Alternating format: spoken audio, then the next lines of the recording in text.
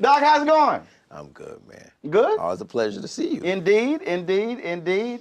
It has certainly been a different world for entertainers the last 18 months, couple of years. And so how have you had to deal with it? Well, like everybody else, one day at a time. And my faith is what's kept me going, man. I mean, people are like, what's next? I'm like, you tell me. You know, we just take it day by day. Mm-hmm. Mm-hmm. And because one of the things that is interesting, I've interviewed numerous entertainers, especially folks who are singers, and you feed off of the energy of the crowd. People ask me the same thing. Given a virtual speech, it's not the same when I'm at that podium and you've got people and you got energy and the anticipation. It's just a whole different animal. Energy is tangible. It's when you don't do it, you don't realize how much, but it's tangible. Like when I'm on stage in certain places, you can actually feel the love, the energy coming back to you. So it's tough.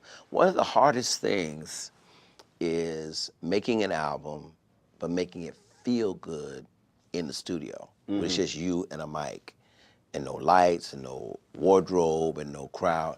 That's an art form. And it is. I can't tell you how many. It's very interesting. I was listening to. I listened to several Jill Scott records. And I liked them. But it wasn't until you saw she her performed at Essence, and I heard the live version.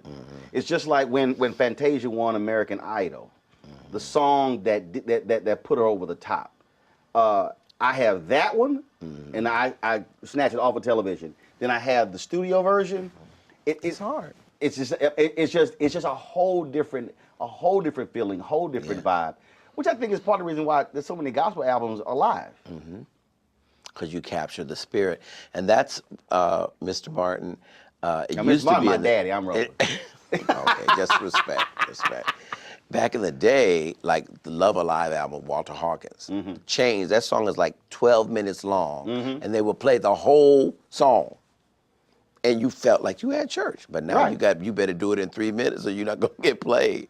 That's interesting because that was a song that the Salem Baptist Church Choir Chicago did. It's like a 13-minute song. Oh yeah. And man, and so when you play it's like it builds and builds. And you're in the experience. Yes, Otis Clay has a song called "Precious Precious" live in Tokyo. Okay. And there's a 6.5-minute organ solo by Charles Rogers. Okay, wow.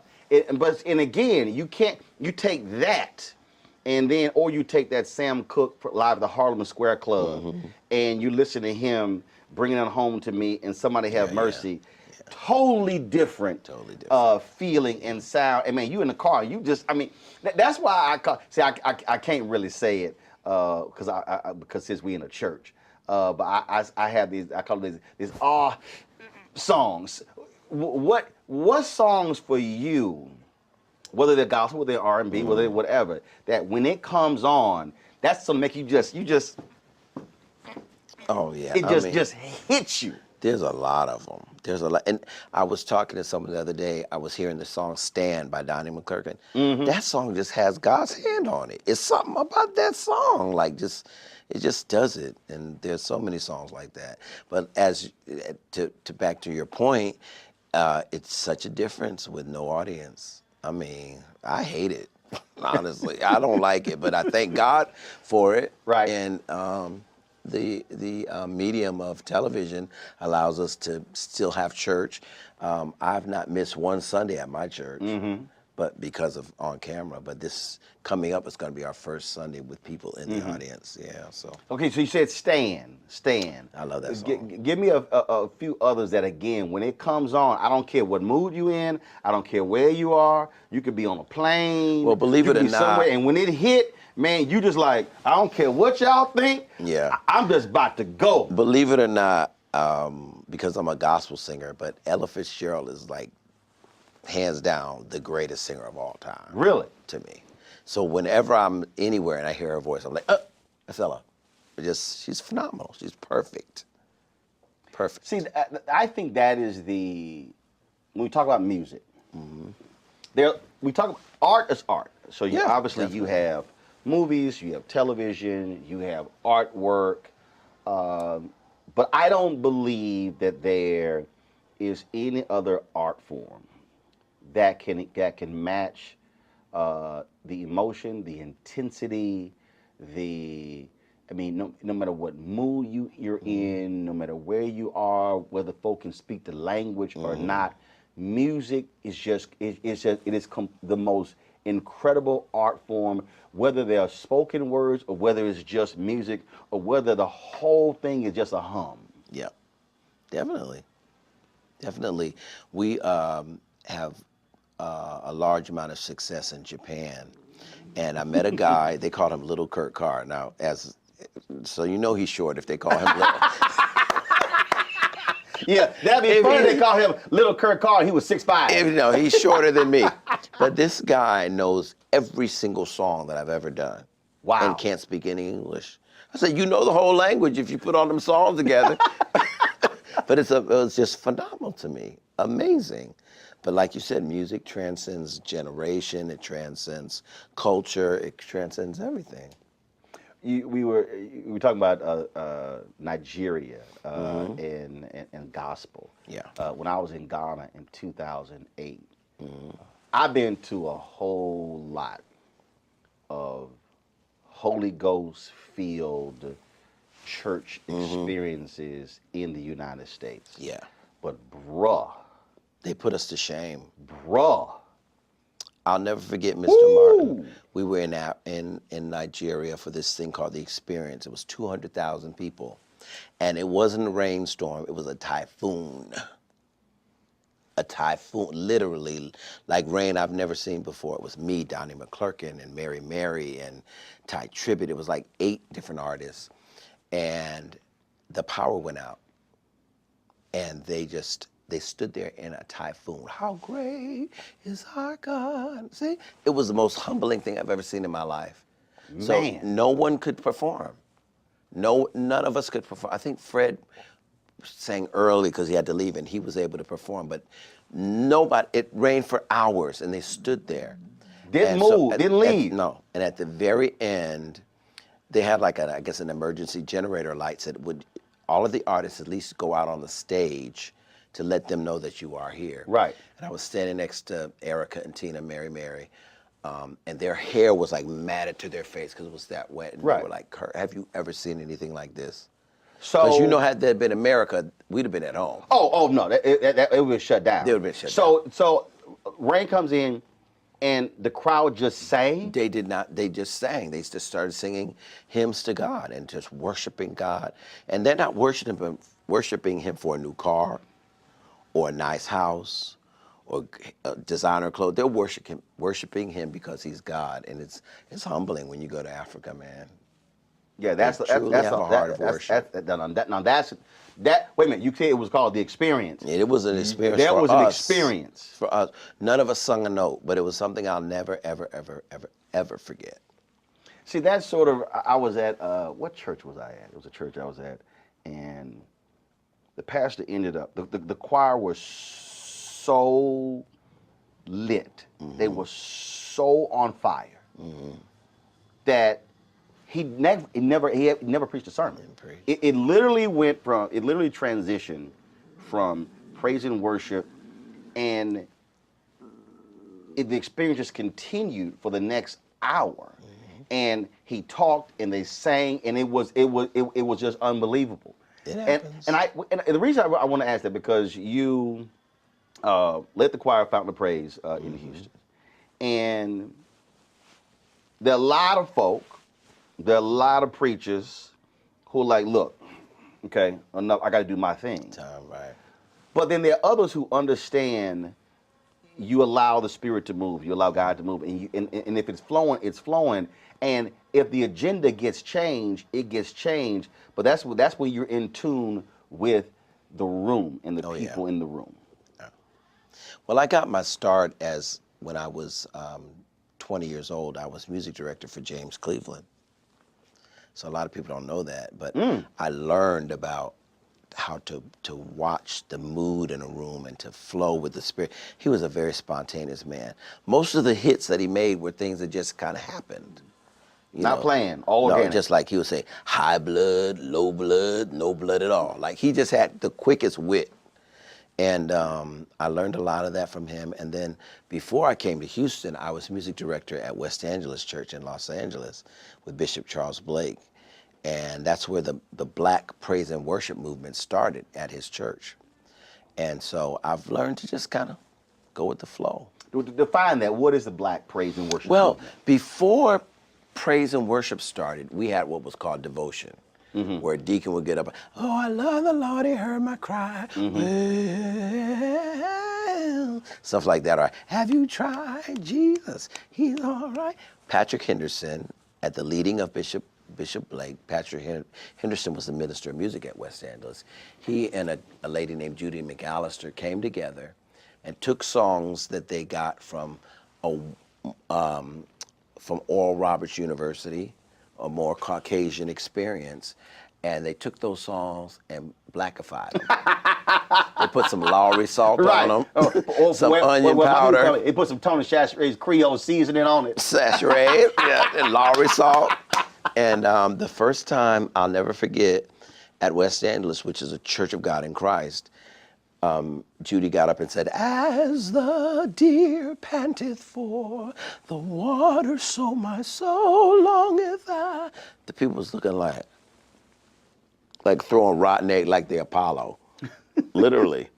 And we just kept doing it and kept doing it and kept doing it. And now it's like you can't get away from praise and worship. Well, the thing is, look, I was born and raised Catholic. Okay. And the decision to found the church was in my grandparents' living room. And the reality is, our culture is different. How we walk and how we talk and how we act. To your point, what we retained from the motherland, the beat, the dancing, or as preachers would say, that itching foot of ours, and that to me is something that we should never apologize for. That is what makes us unique and distinct. It is. You cannot have a worship experience in Africa without them dancing. And not just dancing. It's flags. The oldest mother. It's whistles. The oldest mother in the church will be dropping it like it's hot. Just like there's no insecurity about movement. Uninhibited. And no, right. Ain't nobody swear. Well, what so and so think? They like, look, I ain't here for you. And the men out worship the women. Oh yes. It's almost shameful for a woman in Africa, for a woman to praise God as hard as a man. But here, men have different, refinement and everything with regard to worshiping God. But it all comes from the motherland. It does. It does. You mentioned Japan, and it's amazing that a lot of blues artists and soul artists talk about again how black music, if you will, they love it, how it just how other people receive it. What has there been a particular place other than Japan that shocked you in your travels when you went, oh y'all get down with our stuff like this? Not really shocked me that they accept what we do, but a lot of certain countries in Europe, we do a lot of tours in Europe where they would know like the BBB song on a record, not the A songs. They knew, one time we did this fabulous opera house in Italy, and they held up this song. They had posters like, please sing. I was like, oh my God, we've never sung that song before after the record. So here's like, here's a standard playlist. We know what the hits are. No, after I had a song. They go deep. My song, We Lift Our Hands in the Sanctuary, went platinum and made me from being a black artist to being a world artist. Right. And I started opening my thinking to like, it's a whole big world. I toured after James Cleveland passed, I worked with Andre Crouch for like 2 years, which opened my thinking because he stayed in Europe. James Cleveland hated Europe. He liked collard greens and cornbread. Period. Andre Crouch wanted frog raw and, pheasant in Europe and all that. And so going to that realm with Andre, I was like, whoa, it's a big world.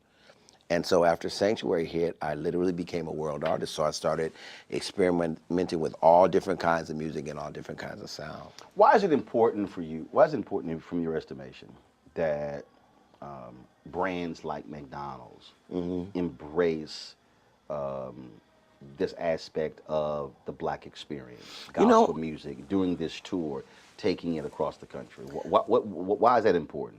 My last CD, and this is not a plug, but my last CD is called Bless Somebody Else. And I did a song with Yolanda and Mary and Smokey and Fred Hammond and John Key and Kiki Wyatt and Faith Evans, like 16 artists came together to do this song about when I'm blessed, I have to bless somebody else. And I think McDonald's, they're putting their money where their mouth is. Not just saying that we embrace the community, but they're showing it. Gospel music, and in particular, is like a staple in the Black experience.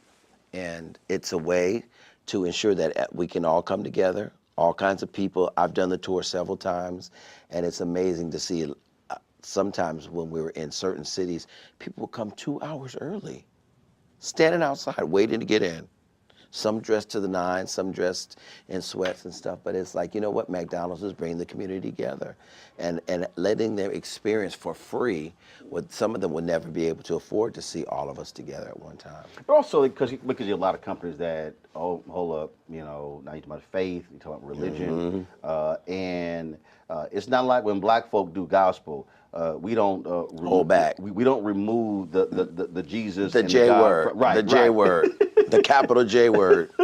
Yeah, and that's really, really commendable that they allow us to be who we are. Speaking of who we are, is there? So I love asking this question because you never know what the response is. Is there something or someone that you would love to do something musically with? Does not have to be a gospel artist. That you just really like, man, I would love to do something with this person. I really want to produce Donnie McClurkin next. And we always talk about it. I just feel like my songs have the kind of majesty that his voice carries. I've worked with a lot of people because of my involvement at West Angeles. So I've worked with a lot of celebrities, a lot of things that I'm on that you might not know about. Such as?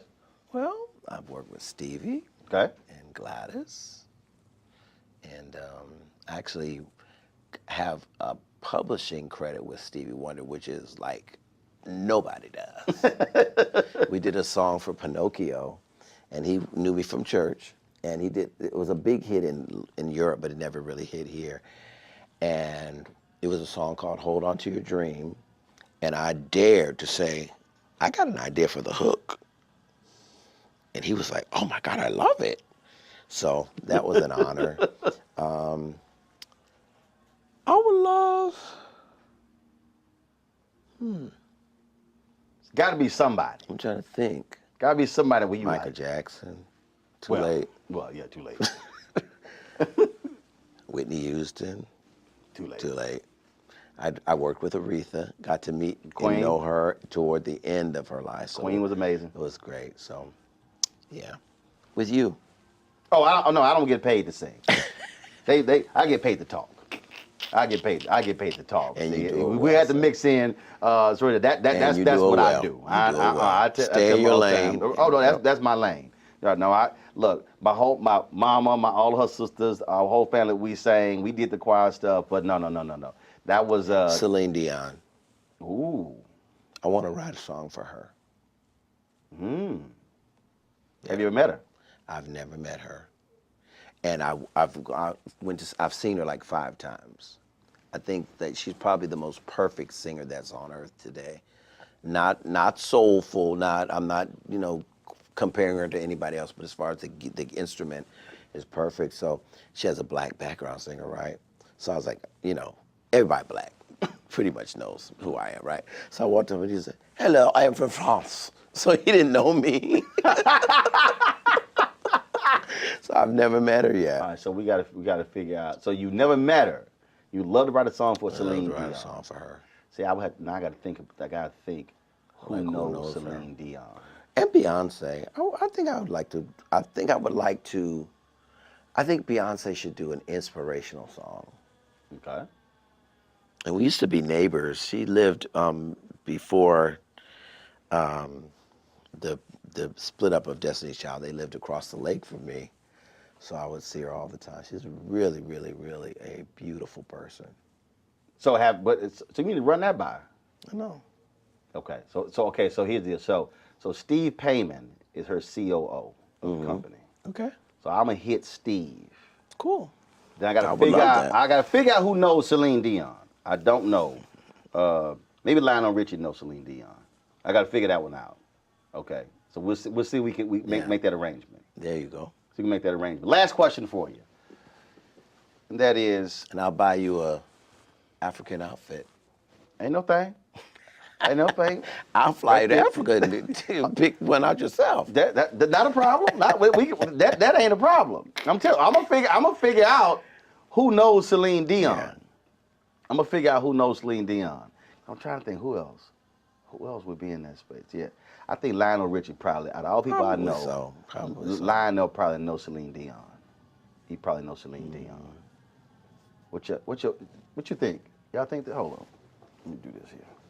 Let me see what time. I don't even go ahead and since you just you trying to challenge me, Carr. You trying to challenge me.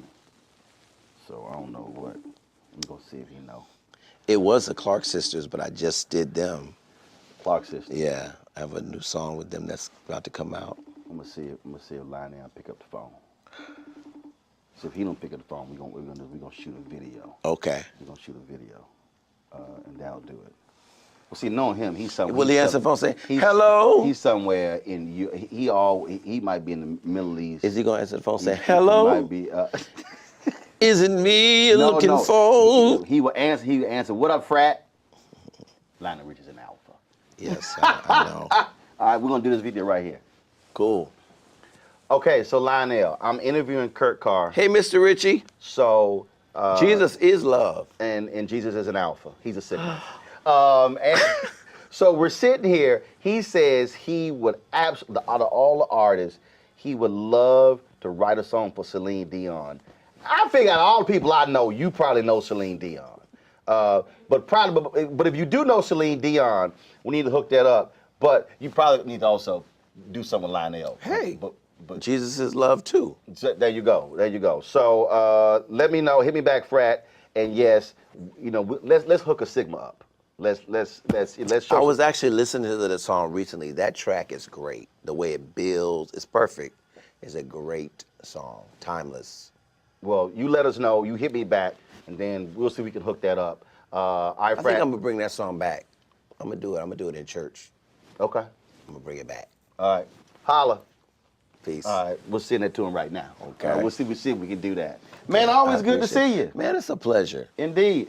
Keep doing your thing. Thank you so much. Keep hanging. And then if you ever go to Japan and go back to Japan and lose your luggage, you know who you can call. Little Kirk. Yeah, little Kurt Carr. Appreciate it. Thank you, man.